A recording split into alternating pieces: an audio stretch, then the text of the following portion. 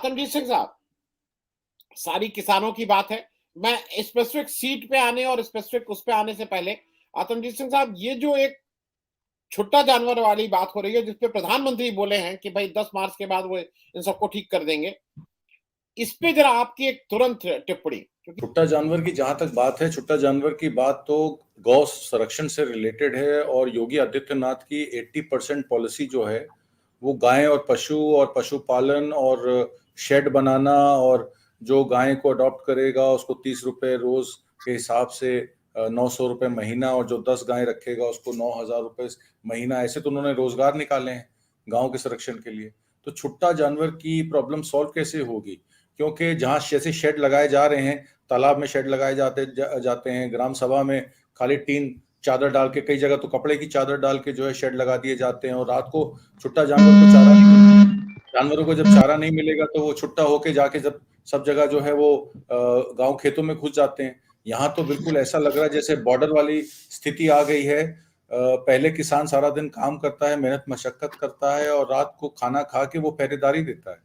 कई कई गांव में तो इतना बुरा हाल है छुट्टा जानवरों का कि 2-2 3-3 बजे तक वो पहरेदारी करता है, उसके बाद जाके 4 घंटे सोता है और फिर काम पे आ जाता है। और ये प्रॉब्लम आज की नहीं है, ये प्रॉब्लम कई महीनों से, कई सालों से है। तो इस सरकार की तो जू रेंगी नहीं छुट्टा जानवरों पे। जब इलेक्शन आते हैं तो छुट्टा जानवर और ये हो जाएगा और ये कर देंगे, तो कई चीजों पे वो लोग बातें करने लगते हैं। पर इवेंचुअली देखा जाए तो बीजेपी की जितनी भी पॉलिसीज उत्तर प्रदेश के लिए रही हैं, देखिए सुरक्षा के मामले में वो कहते हैं सुरक्षा और लाभार्थी, ये 2 मामले हैं जिन पे बीजेपी वोट मांग रही है। तो छुट्टा जानवरों तक का जहां तक सवाल है, छुट्टा जानवरों की प्रॉब्लम ना ये सॉल्व कर पाई है, और जिस तरीके की बीजेपी की पॉलिसी है, मुझे लगता नहीं है कि छुट्टा जानवर की पॉलिसी क्लियर हो पाएगी, क्योंकि जिस तरीके से ये लोग चल रहे हैं, मुश्किल है इस बात का कि कुछ हो पाए। जी, आतमजीत सिंह साहब, एक हमारे दर्शक हैं, वो बार-बार एक चीज़ कह रहे हैं, मैं ज़रा आपसे भी समझ लूँ, क्योंकि हम लोग जनरली इस तरह का वो नहीं करते, लेकिन वो इतना कह रहे हैं। और कल भी जब मैं अपना ये एक लाइव शो कर रहा था, कल या परसों, तो एक साहब आए थे मैनपुरी या हाथरस में। उनका कहना था कि मुस्लिम महिलाएं बहुत खुश हैं इस समय, और सारी मुस्लिम महिलाएं भाजपा को वोट कर रही हैं। मुझे नहीं समझ में आ रहा है, सीएनआरसी में केवल महिलाओं ने, मुस्लिम महिलाओं ने सीएनआरसी को जिस तरह से उस ठंडक में जिस ढंग से देखा था और झेला था, मैं वहां करीब करीब हफ्ते, मतलब हर दूसरे दिन जाता था। लखनऊ वाले में, दिल्ली भी गया था। अब वो इनको इतना खुश होकर वोट कर रही है। उसी तरह से एक हमारे, और ये अपने को इश्तियाक अयूबी साहब हैं, ये कह रहे हैं कि पूरे शियाओं का इंटरनल प्लानिंग के साथ बीजेपी को शिफ्ट हो रहा है। तो आप, मुझे तो मैं जिस समाज में रहता हूं उसमें मुझे एक भी ऐसा मुस्लिम नहीं मिला जो हंसी मजाक में वो भले ही कह ले आपसे, लेकिन जितना उसको कष्ट है इस समय, और वो बिल्कुल जबान बंद करके, जिसको कहते हैं कि अपने अपने कुछ भी रिएक्शन नहीं कर रहा है। बहुत ही वो वेट कर रहा है, वो अपना जो भी उसके साथ हुआ है, जो भी उसको लगता है कि मेरे साथ जाती हुई है, उसको वो लोकतंत्र में जो होता है वोट के जरिए अपने गुस्से को कह लीजिए या अपने विरोध को कह लीजिए दर्ज कराने के उसमें है। ये क्या आपको लगता है कि कुछ कुछ एक पक्ष ऑफ मुस्लिम बीजेपी को वोट करने जा रहे हैं? देखिए, किसी का भी वोट पड़ सकता है, लोकतंत्र में इसकी इजाजत है। हम तो ये नहीं कह सकते कि बीजेपी को मुस्लिम वोट पड़ेगा नहीं पड़ेगा, जैसी करनी वैसी भरनी का हम लोगों ने शुरू से समझते आए हैं। तो उत्तर प्रदेश क्या पूरे देश में आप देख लीजिए कि माइनॉरिटीज का, स्पेशली मुस्लिम और क्रिश्चियन माइनॉरिटीज का किस तरीके से दमन किया गया। सीए एनआरसी के द्वारा उनको कहा गया कि ठीक है, हम 1 नेशन 1 सिटीजनशिप, यूनिवर्सल कोड अगर होता है सिटीजनशिप का कि सब बराबर होते हैं, तो एक बहुत अच्छा विषय है, मैं भी उसको सपोर्ट करता हूं। पर सीए एनआरसी के द्वारा बांग्लादेशी घुसपैठियों को रोका जाएगा। असम में जो पिछले 1970 से या 1950 से लोग आए हैं, उनको उनके पुरखों की डिटेल्स लेके आइए, उनके फादर की, उनके ग्रैंडफादर की, ग्रेट ग्रैंडफादर की डिटेल लेके आइए। इस तरीके की, जिस तरीके की डिटेल मांगी जा रही है, प्रधानमंत्री मोदी जी तो अपनी 1976-77 की डिग्री तक नहीं दिखा पाए अभी तक ओरिजिनल दिल्ली यूनिवर्सिटी की। मेरा कहने का मतलब ये है कि जिस तरीके के पेपर वर्क सीएनआरसी में मांगे जा रहे हैं, जैसे रोहिंग्या के साथ बांग्लादेश में हुआ, उनको देश से निष्कासित किया जाए, किसी तर्ज पे मुसलमान माइनॉरिटीज को तंग किया गया बॉर्डर्स पे। और लखनऊ में भी आपने देखा एसआर दारापुरी साहब हैं, या अभी उनकी कांग्रेस की कैंडिडेट लखनऊ सेंट्रल की सदर जाफर भी इलेक्शन लड़ रही है, किस तरीके से उन पे फाइन लगाए गए। और जब सुप्रीम कोर्ट में मामला गया तो उन्होंने कहा कि ये बिल्कुल गलत है, कोई रूल नहीं है, कोई लॉ नहीं है कि कोई सीए एनआरसी के नाम पे दंगे कर जाए और किसी के ऊपर आप फाइन लगा दें। 66 लाख करोड़ 68 लाख करोड़ का आपने फाइन लगा दिया। तो ये सब क्यों हो रहा था? जब लिंचिंग हो रही थी, मोहम्मद अखलाक की लिंचिंग हुई, आज तक मोहम्मद अखलाक के लिंचिंग के मामले में उनको माल्यार्पण तो किया गया जयंत द्वारा, जो यशवंत सिन्हा के बेटे जयंत सिन्हा द्वारा, और उनको मिनिस्ट्री ऑफ मेरा ख्याल उनको मिनिस्ट्री में स्टेट मिनिस्टर भी रहे वो काफी टाइम। तो वो जब गार्लैंडिंग करते हैं ऐसे किलर्स की, और जब उनको न्याय नहीं मिलता, और 3 तलाक मामले में, या कर्नाटका में हिजाब रो आपने देखी, सुप्रीम कोर्ट में अर्जी गई है इसी बात पे कि हिजाब जो है एक लड़की को, या एक मुसलमान लड़की जो आज की रिलीजियस आइडेंटिटी है, उसको पहनने का हक है। यूनिफॉर्म कोड से उसका कोई लेना देना नहीं है। और कर्नाटका की गवर्नमेंट ने जिस तरीके के ऑर्डर दिए, और उसको चैलेंज भी किया जा रहा है, पहले हाई कोर्ट में चैलेंज किया, सुप्रीम कोर्ट में चैलेंज किया जा रहा है, तो किसी ना किसी तरीके से अगर आप इसको देखें तो ये क्लियर कट माइनॉरिटीज के ऊपर अटैक है। और सिखों के ऊपर तो आप देखिए, जैसे किसान आंदोलन में पहले उनको खालिस्तानी कहा गया, फिर उनको देशद्रोही कहा गया। 26 जनवरी में जब वो निशान साहब का झंडा उन्होंने लगाया, उन्होंने कहा खालिस्तान का झंडा है। जब उससे कुछ नहीं बना तो उन्होंने तीनों काले कानून वापस ले लिए। अब आरएसएस ने सेंध मारी की दिल्ली जनरल इलेक्शन हुए अभी डीजीएमसी के, वहां से मनिंदर सिंह सिरसा को जबरदस्ती बीजेपी में शामिल कराया गया। वो खुद अपनी मर्जी से गए। वो कहते हैं मेरे पर केस दर्ज करने की धमकी दी गई थी, मेरे पास कोई चारा नहीं बचा था। उसमें क्या पॉलिटिक्स है मैं नहीं जानता। और उसके बाद पंजाब में शिरोमणि एसजीपीसी जो इनकी मेन बॉडी है सिखों की, वहां पे उनके जो मेन ग्रंथी हैं हरप्रीत सिंह, जो एसजीपीसी के हेड हैं, उनके पास जाके अमित शाह उनको मिलने जाते हैं, डेरा में उनको मिलने जाते हैं, टकसाल में उनको मिलने जाते हैं, टक्सली वालों को मिलने जाते हैं। बाबा राम रहीम को फरलो पे जेल से छोड़ा जाता है और कहा जाता है कि आप बीजेपी को वोट दीजिए। तो ये दिखाना चाहते हैं कि एक पर्टिकुलर माइनॉरिटी तो हमारे अंडर है, हमारे से ही उनका क्रिएशन है, तो उनको हम संभाल लेंगे। मुसलमान माइनॉरिटीज और क्रिश्चियन माइनॉरिटीज और बाहर की और जो रिलीजियस छोटी माइनॉरिटीज हैं, उनको हम अपना नहीं मानते। तो ये जिस तरीके का पक्षपात इस लोकतंत्र में हमारे, we are a socialist welfare state, we are a secular state. Secular state में किसी एक पर्टिकुलर रिलीजन को टारगेट करना, उनको प्रताड़ित करना, ये कोई अच्छी बात नहीं है। और देश के लोकतंत्र को भी उससे खतरा रहता है।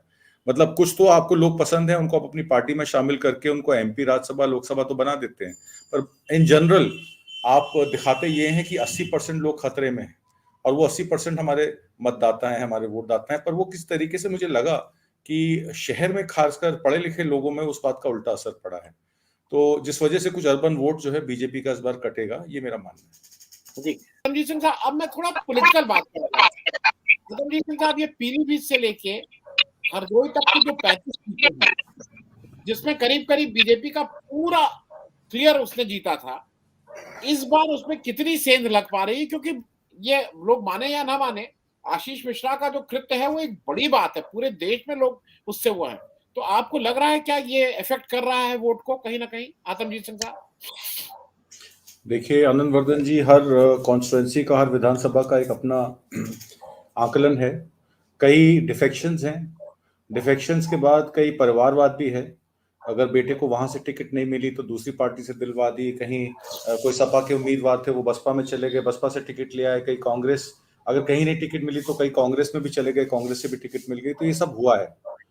तो इस वजह से मामला जो है, कई कई जगह 4 वे कॉन्टेस्ट है, कहीं कहीं जगह बाई पोलर कॉन्टेस्ट है, और कहीं कहीं जगह 3 वे कॉन्टेस्ट भी है। जो पीलीभीत की विधानसभाओं में जो मैंने अपने सूत्रों से पता किया है, तो पीलीभीत की सदर की विधानसभा आती है, वहां डॉक्टर शैलेंद्र गंगवार खड़े हैं समाजवादी पार्टी से संजय गंगवार के अगेंस्ट। तो इसमें पीलीभीत में जो सदर में जो है वो एसपी का जो है वो कह रहे हैं कि अच्छा वोट पड़ने वाला है। और बरखेड़ा में 3 वे कॉन्टेस्ट है।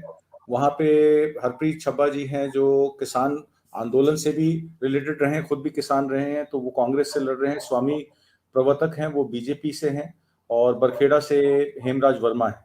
तो 3 वे कॉन्टेस्ट है। इसमें समाजवादी पार्टी और बीजेपी का ज्यादा वोट आएगा। हरप्रीत छब्बा भी कुछ सेंध लगाएंगे। जितना वोट कांग्रेस लेके जाएगी उतना ही बीजेपी को नुकसान होगा। ये सारी कॉन्स्टिट्यूएंसीज में यही निकल के आ रहा है कि जितना वोट कांग्रेस को जाएगा वो बीजेपी का डायरेक्ट नुकसान होगा, और जितना मुस्लिम वोट जो है वो एसपी और बीएसपी में डिवाइड होगा, उसका नुकसान सीधा सीधा सपा पे होगा अगर सपा डायरेक्ट फाइट में है, और जहां जहां बसपा डायरेक्ट फाइट में है वहां वहां सपा उसको नुकसान पहुंचाएगी। इसी तरीके से 129 बीसलपुर में दिव्या गंगवार वर्सेस वर्मा जी हैं, उनका है इलेक्शन है, और 130 में पूरनपुर आरती महेंद्र समाजवादी पार्टी से लड़ रही हैं बाबूराम पासवान के खिलाफ। तो कुल मिलाकर पीलीभीत में जो आकलन है वो यही है कि जैसे पिछली बार अगर 5 सीटें बीजेपी पे रही थी, तो इस बार 2 सीटों का नुकसान पीलीभीत में बीजेपी को रहेगा। उसी तरीके से सीतापुर में भी 5 कॉन्स्टिट्यूएंसी 7 विधानसभा आती है, सबसे पहले सीतापुर की आती है। सीतापुर में राकेश राठौर बीजेपी के एमएलए थे, वो बीजेपी से डिफेक्ट करके समाजवादी पार्टी में चले गए, और समाजवादी पार्टी में जाने के बाद उन्होंने टिकट नहीं मांगी, तो टिकट राधेश्याम जायसवाल जो उनके पुराने एमएलए रहे, 4 टर्म से पिछला इलेक्शन हार गए थे, उनको टिकट दी गई है। उनके खिलाफ उन्हीं के नाम के एक राकेश राठौर गुरु एक नए कैंडिडेट है, उनको खड़ा किया गया है। दोनों ही 8वीं पास हैं, और एक प्रबल दावेदार थे साकेत मिश्रा, जो काफी काम कर रहे थे यहाँ पे, कोरोना काल के दौरान भी ऑक्सीजन का और दवाइयों का अरेंजमेंट वगैरह करा के दे रहे थे, और काफी यहाँ पे सोशल वर्क भी करते हैं और अपनी कॉन्स्टिट्यूंसी में रहते हैं। उनको कहा गया था आपको सीतापुर या मोहाली से टिकट दिया जाएगा, पर उनको नहीं दिया गया, इस वजह से वो इंडिपेंडेंट खड़े हैं। और सुनने में ये आ रहा है कि साकेत मिश्रा कहीं बीजेपी कैंडिडेट से ज्यादा वोट ना पा जाए। तो इस बार जो है कांग्रेस भी सेंध मारेगी, समीना शफीक खड़ी हैं एज अ मुस्लिम कैंडिडेट, और मुस्लिम माइनॉरिटी वोट जो शहर का है, अच्छा कई कॉन्स्टिट्यूएंसीज में ये भी क्लियर हुआ है कि मुस्लिम माइनॉरिटी वोट शहर का, अर्बन जो है वो समाजवादी पार्टी की तरफ झुकाव है, और जो रूरल वोट है मुस्लिम वोट वो कहीं सपा से कहीं कहीं खफा भी है। तो जरूरी नहीं कि अर्बन मुस्लिम जहां वोट दे रहा है रूरल मुस्लिम भी वहां वोट दे। तो ये चीजें निकल के आई हैं कुछ कॉन्स्टिट्यूएंसीज में, रूरल अर्बन वोट जो है माइनॉरिटी वोट वो डिवाइडेड है। इसी तरह मोहाली में बीजेपी के जो वर्तमान शशांक द्विवेदी हैं, उनको दोबारा टिकट दिया गया, हालांकि उनका टिकट लास्ट डे पे फाइनल किया गया, क्योंकि वहां कहने सुनने में ये आ रहा था कि इस बार किसी कुर्मी को वोट दिया जाएगा, और वो ओबीसी वोट स्वामी प्रसाद मौर्य के छोड़ने के बाद और अपनी उनको समाजवादी पार्टी के साथ विलय करने के बाद, समाजवादी पार्टी के साथ पैक करने के बाद, तो कुछ कैंडिडेट्स बीजेपी नहीं चेंज कर पाई मजबूरी की वजह से। शशांक द्विवेदी का रिकॉर्ड अच्छा नहीं है, पिछले 5 साल में वो कहीं नजर नहीं आए, और वहां पे जो वर्मा वोट है वो निर्णायक वोट है, और वो दोनों से दूरी बनाए हुए कैंडिडेट, दूसरे कैंडिडेट अनूप कुमार गुप्ता है समाजवादी पार्टी के। इनके फादर ओम प्रकाश गुप्ता जाने माने यहाँ के नेता भी थे और एमएलए भी रहे। इनको ने किसानों को काफी सपोर्ट भी किया अनूप गुप्ता ने, पीछे जब सीतापुर में और मोहाली में किसान आंदोलन की रैली निकाली गई, राकेश टिकैत भी सीतापुर में आए थे, और पूनम पंडित को भी मोहाली में बुलाया था। तो कुछ किसानों से रिलेटेड जब यूपी मिशन के करते, तो अनूप गुप्ता ने वो दोनों मोहाली की और सीतापुर की जो रैलीज थी उनको स्पॉन्सर किया था। इस वजह से यहाँ पे उनके लिए तेजिंदर सिंह विर्क जो स्टार प्रचारक हैं समाजवादी पार्टी के, वो भी काफी यहाँ पे करके गए हैं उनके लिए प्रचारण। तो वहाँ के सिखों के काफी झाले हैं, इस वजह से अनूप गुप्ता को अच्छा वोट मिल सकता है। कांग्रेस से आशीष मिश्रा खड़े हैं जो ब्राह्मण वोट में सेंध लगाएंगे, और अनूप गुप्ता अगर ब्राह्मण वोट ले जाते हैं तो उनकी जीत निश्चित है। पिछले इलेक्शन में 3500 वोट से ही हारे थे, तो इस बार अगर ब्राह्मण वोट 30 से 35,000 ब्राह्मण वोट है, वो निर्णायक वोट है इसमें। और अगर वर्मा वोट डिवाइड भी होता है, ब्राह्मण अगर एक तरफ बीएसपी को छोड़कर अगर एसपी की तरफ वोट जाता है ब्राह्मणों का, और आशीष मिश्रा जितना भी वोट काटेंगे वो एसपी का नुकसान होगा। सिमिलरली लहरपुर जो सीट है वो मुस्लिम कुर्मी बेल्ट है, वहां पे बीजेपी के सुनील वर्मा खड़े हैं, उन ब्राह्मण क्षत्रिय वोट उसमें कंबाइन होता है, इसलिए वजह से पिछली बार सुनील वर्मा जीत गए थे। इस बार कुछ ब्राह्मण वोट जो है वो खफा है बीजेपी से, जिसका नुकसान बीजेपी को होगा। समाजवादी पार्टी से अनिल वर्मा है, कुर्मी है, अच्छे कद्दावर नेता हैं, वोट खींच सकते हैं। और कांग्रेस से एक लड़की हूँ लड़ सकती हूँ कैंपेन के साथ अनुपमा द्विवेदी को खड़ा किया गया है। ब्राह्मण है, टीचर हैं, गाजियाबाद में टीचर हैं, 2 साल से वो अपनी कॉन्स्टिट्यूंसी में काम कर रही हैं। हमारे कर्नाटका के डिप्टी स्पीकर रहे हैं श्री बी आर पाटिल साहब, वो जब आए थे सीतापुर तो अनुपमा द्विवेदी जी को फोन करके लास्ट मिनट एक उन्होंने बहुत बड़ी रैली रखवाई। तो उनके पास भी माइनॉरिटी रूरल मुस्लिम वोट है, कांग्रेस से कहीं ना कहीं कनेक्ट हो रहा है। तो और पासी वोट जो है वो बीजेपी ये मान के चल रही है कि बीजेपी का है, हालांकि पासी वोट अभी जो है किसी तरीके से बहुत तरीके से खुला नहीं है, तो ये नहीं कह सकते कि पासी बीजेपी की तरफ जाएंगे। नॉन दलित वोट काउंट होता है, मतलब नॉन बीएसपी वोट काउंट होता है, देखते हैं क्या होता है उसमें। मिश्रिक की सीट है, सुरक्षित सीट है बीजेपी के रामकृष्ण वेटरन हैं, बहुत पुराने लीडर हैं, वो खड़े हैं। समाजवादी पार्टी से एक्स मिनिस्टर रामपाल राजवंशी, क्योंकि समाजवादी पार्टी में थे, उनका गठबंधन छड़ी उनका निशान लेके उन्होंने अपने बेटे, जैसे मैंने कहा आपको कि जहां टिकट नहीं मिलती है, जहां कहीं गठबंधन होता है तो बेटे को वहां भेज देते, तो उन्होंने अपने बेटे को मनोज राजवंशी को, जो एसपी अलायंस से टिकट दिलवाया है, छड़ी उनका चुनाव चिन्ह है। धार्मिक ध्रुवीकरण की पूरी कोशिश की जा रही है बीजेपी के द्वारा सारी कॉन्स्टिट्यूएंसीज में। सिधौली में मुस्लिम और यादव का ज्यादा बहुमेल है। यहाँ पे x SP MLA Manish Rawat defect करके बीजेपी में चले गए, वो बीजेपी के कैंडिडेट बन गए क्योंकि सपा से उनका टिकट कट गया। एसपी में हरगोविंद वर्मा पुराने वेटरन लीडर हैं, पहले लोकदल में थे, अब एसपी में हैं, उनको टिकट दिया है। स्योता ब्राह्मण मुस्लिम सीट है, वहां पे महेंद्र कुमार सिंह जीन बाबू कहते हैं उनको, समाजवादी पार्टी से काफी अच्छे नेता हैं और उनकी प्रेजेंस बहुत बढ़िया है। बीजेपी के ज्ञान तिवारी के खिलाफ इलेक्शन लड़ रहे हैं। हर गांव में बीजेपी के सुरेश राही हैं। स्टार्टिंग में कहा जा रहा था कि सुरेश राही की सीट पक्की है, और क्योंकि रामलाल राही के ये बेटे हैं, रमेश राही इनके भाई हैं, और दोनों भाइयों में कुछ मनमुटाव था, वो पब्लिकली आके इन्होंने आपस में एक दूसरे को सपोर्ट किया है। पर कांग्रेस की ममता वर्मा भी बहुत काम कर रही हैं ऑन ग्राउंड और काफी चोट देंगी। जैसे कि मैंने आपको कहा, कांग्रेस जितनी वोट खींचेगी उतनी बीजेपी की पुल करेगी। बीएसपी से राम हेत हैं, एक्स बीएसपी लीडर राम हेत हैं, वो एसपी से लड़ रहे हैं। बीएसपी से उनकी टिकट कट गई तो वो एसपी से लड़ रहे हैं। बीएसपी की कैंडिडेट रानू चौधरी हैं। हर गांव मूलतः बीएसपी का गढ़ रहा है। रानू चौधरी जितना वोट काटेंगी वो राम हेत को नुकसान होगा। तो कुल मिला के, और महमूदाबाद में नरेंद्र वर्मा है और मिसान आप जानते हैं हमारे रिजवी के बेटे हैं, वो महमूदाबाद से लड़ रहे हैं बीएसपी की टिकट पे। तो कुल मिलाकर चेहरे वही हैं, पार्टी का और चुनाव चिन्ह का डिफरेंस है। तो बात यही है, कुल मिला के ये आ जाती है कि आप मैनिफेस्टोस कितने भी बना लीजिए। समाजवादी पार्टी ने एक बहुत अच्छा मैनिफेस्टो बनाया, मैंने उसको अध्ययन किया। अगर उसमें से 90% चीजें भी अगर ये इंप्लीमेंट कर देंगे तो मेरा ख्याल है कि किसानों की प्रॉब्लम जो है वो काफी हद तक सॉल्व हो जाएगी। पर क्या वो हो पाएगा, सवाल ये, क्योंकि जितने भी मैनिफेस्टोज आज तक आए हैं, आज तक कभी ऑडिट नहीं हुआ। बीजेपी ने मैनिफेस्टो दिया था 15 लाख रुपए सबके अकाउंट में आ जाएंगे, आज तक तो वो 1 रुपया नहीं आया। उल्टा जो 15 लाख जिसके अकाउंट में थे वो जरूर वहां से निकल गए। तो ये सब चीजें देखनी पड़ेगी। तो पूरा 80-20 और धार्मिक ध्रुवीकरण करके, और इंडिया दो तरह के हिंदुस्तान है, एक माइनॉरिटीज का हिंदुस्तान और एक मेजोरिटी का हिंदुस्तान। तो ये सब चीजें चली हैं। वोटर भी समझदार है, आप लोगों के चैनल भी देखता है, देखिए क्या होता है। काफी अच्छा कॉन्टेस्ट रहेगा। आतमजीत सिंह साहब, चलते चलते ये चीज, क्योंकि एक रास्ता थोड़ा मुझे कठिन और दिखाई पड़ रहा है जी। आप लोगों का एक लंबा संयुक्त किसान मोर्चा का संघर्ष था, आप लोग ने बहुत ठीक से लड़ा, हिंदुस्तान में नहीं पूरी दुनिया में एक मिसाल कायम की। लेकिन रास्ता मुझे अभी भी बहुत साफ नहीं दिखाई दे रहा है। इलेक्शन के बाद शायद फिर से एक बार संघर्ष हो सकता है, उससे ज्यादा जोर शोर से आपको करना होगा, क्योंकि अभी जो भी चीजें कही गई थी कहीं भी कुछ ग्राउंड पे उतरती हुई नहीं दिखाई दे रही। आतमजीत सिंह साहब, इसमें देखिए ऐसा हुआ है कि यह आंदोलन खड़ा हुआ 3 कृषि कानूनों पे जो पार्लियामेंट में पास किए गए और एक्ट बनाया गया, उसके खिलाफ पंजाब से मुहिम चली। जून जुलाई में 2020 में उन्होंने वहां पे आंदोलन शुरू किया, और उसको लेते लेते सितंबर में वो आंदोलन जो है उसने दिशा बदली, उसमें हरियाणा के साथियों ने साथ दिया, और नवंबर 26 को वो आंदोलन जो है दिल्ली के बॉर्डरों पर आ गया।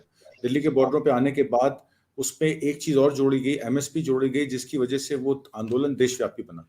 तो वो 3 कानूनों पे था, तो वो एक रीजनल मुद्दों पे उठा, और वो पंजाब हरियाणा की प्रॉब्लम को लेकर, जैसे सरकार ने बताया कि वो पंजाब हरियाणा की प्रॉब्लम है क्योंकि एमएसपी की खरीद ज्यादा वहीं होती है, कॉन्ट्रैक्ट फार्मिंग का भी जो कॉन्सेप्ट है वो लिमिटेड है, और जो तीसरी चीज थी इन्वेस्टमेंट की, उस पर तो अभी सुधार होने कई बाकी थे। तो वो एक एमएसपी को ऐड किया गया, और एमएसपी को ऐड करते ही उसमें देश भर के तमाम, जैसे कि सरोज दीक्षित ने बताया कि उत्तर प्रदेश भी आंदोलन से जुड़ा, मध्य प्रदेश जुड़ा, कर्नाटक जुड़ा, क्योंकि एमएसपी का मुद्दा एक बहुत ज्वलंत मुद्दा है, बहुत बड़ा मुद्दा है, लॉन्ग पेंडिंग इशू है। स्वामीनाथन कमीशन की रिपोर्ट पिछले 25 सालों से कोई भी सरकार इंप्लीमेंट नहीं कर पाई, चाहे वो यूपीए की सरकार रही हो, चाहे वो बीजेपी की सरकार रही हो।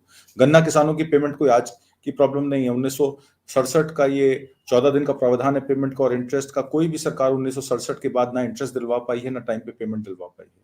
तो अब वो रिवॉल्विंग फंड बनाएंगे, और रिवॉल्विंग फंड बना के उसको इम्प्लीमेंट करेंगे, देखा जाएगा। बजाज चीनी मिल वाले भी समाजवादी पार्टी के भी दोस्त हैं और बीजेपी के भी दोस्त हैं, उनको फंडिंग भी वहीं से आती है। तो किस तरीके से उनको लिया जाएगा ऑन अकाउंट, तो देखना पड़ेगा। वैसे काफी सुधार हुए हैं पहले से, गन्ना पेमेंट्स को लेकर जिस तरीके से ये मुद्दे ज्वलंत हुए, उस तरीके से शुगर मिल्स को भी जो है वो किसी तरीके का डर लगा कि कल को प्रशासन हमें तंग कर सकता है, तो उन्होंने टाइम पे पेमेंट्स करनी शुरू कर दी। तो एक डर ही काफी होता है कई चीजें इंप्लीमेंट करने के लिए। पॉलिसी है, लॉ है, इम्प्लीमेंटेशन की दिक्कत है इस देश में। हमारी कॉन्स्टिट्यूशन में सब लिखा हुआ है, हमारे लॉज पूरे इंटैक्ट हैं, फुल प्रूफ हैं, उनकी इम्प्लीमेंटेशन में ही ज्यादातर प्रॉब्लम आती है। तो अब हम लोगों ने ये सोचा है कि जिस प्रदेश की जो प्रॉब्लम है, जैसे उत्तर प्रदेश की प्रॉब्लम एमएसपी और क्रय केंद्रों से रिलेटेड है या छुट्टा पशु या आवारा पशु से रिलेटेड है, तो उत्तर प्रदेश का एसकेएम संगठित नए तरीके से होगा। 10 मार्च तक आचार संहिता लगी, इलेक्शन के रिजल्ट आने के बाद हम लोग मीटिंग रखेंगे। संयुक्त किसान मोर्चा की एक ज्वाइंट मीटिंग होगी, उसकी लीडरशिप उत्तर प्रदेश में ही डिफाइन होगी। पंजाब लीडरशिप, हरियाणा लीडरशिप अपनी जगह है, वो नेशनल लेवल पे काम करेगी। उत्तर प्रदेश की लीडरशिप, हम किसान आंदोलन की सब लोग रिकैलिब्रेट होके फिर से इस लड़ाई को शुरू करेंगे। और एमएसपी की लड़ाई तो बहुत लंबी लड़ाई है, सब सरकारों के खिलाफ है, एक प्रेशर ग्रुप बनाना जरूरी है। आंदोलन का विषय ही ये है कि जब तक आप प्रेशर ग्रुप बना के सरकारों पे प्रेशर नहीं डालेंगे, सरकार आपके लिए काम नहीं करेगी। तो वही चीज है कि लॉज हैं, जब तक प्रेशर नहीं पड़ेगा तो कोई सरकार भी नहीं काम करने पड़ेगी। हम लोग प्रतिबद्ध हैं और आने वाले समय में हम ये सब चीजें करते रहेंगे। ठीक है, आप सबका बहुत बहुत धन्यवाद ज्वाइन करने के लिए।